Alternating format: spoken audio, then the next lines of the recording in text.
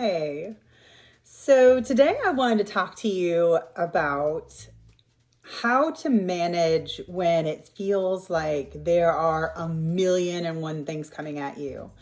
Because anybody who's lived any amount of time on this earth at all knows that when something bad happens, it doesn't just happen. It feels like all this other stuff happens at the same time too. Like you're caught in this vortex of bad stuff.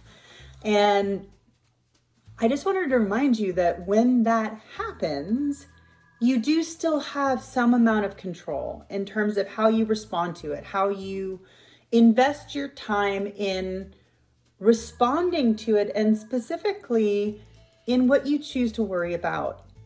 So I've got a very clear example for you that I wanted to share. There was an ice storm.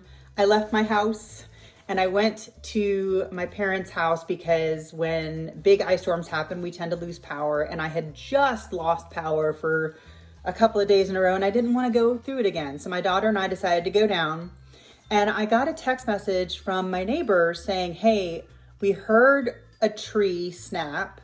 We went over to your house and it looks like a tree took out your deck and it may have gotten through a window." So I had another friend in the neighborhood. He went by, he confirmed that, yeah, it definitely fell. Here's some more pictures. It looks like it went through a plate glass window. Now, in an ideal world, I would have been able to go by myself and check it out and see what the damage was. However, because of the weather, I was now in a situation where there was going to have to be at least 12 hours before the roads cleared and I would be able to get back up there. So I had a choice.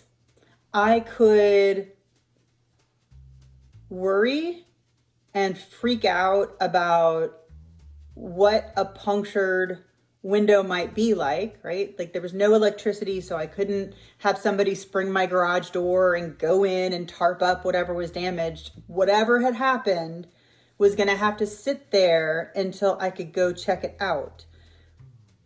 So I could either obsess about it and worry about it, or I could identify what was within my control and manage that, and then deal with everything else once I knew what I was dealing with.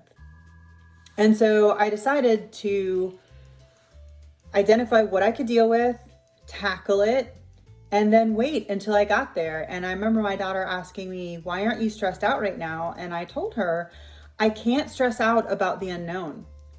I don't want to suffer twice. And what happens if we go and it didn't go through a window?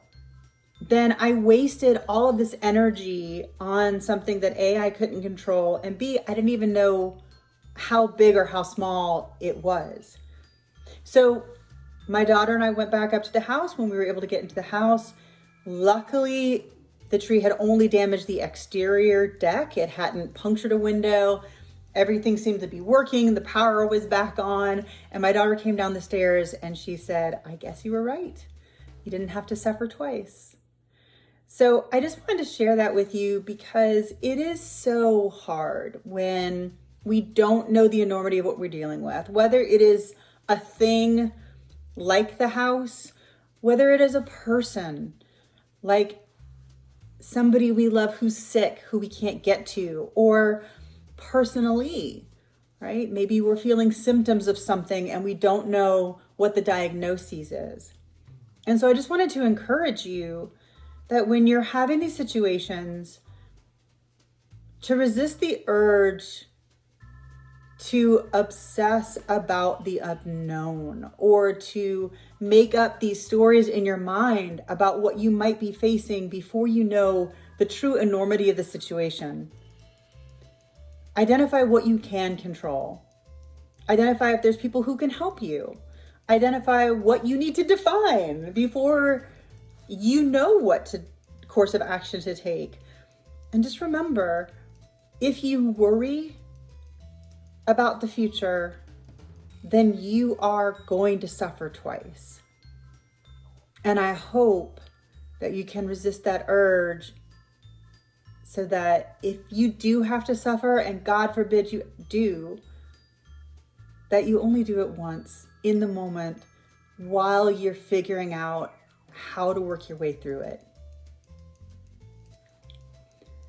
I hope that helps. Let me know your thoughts by commenting below, by sharing this video with your friends if it helps you. Thank you so much. Take care. Be good to each other.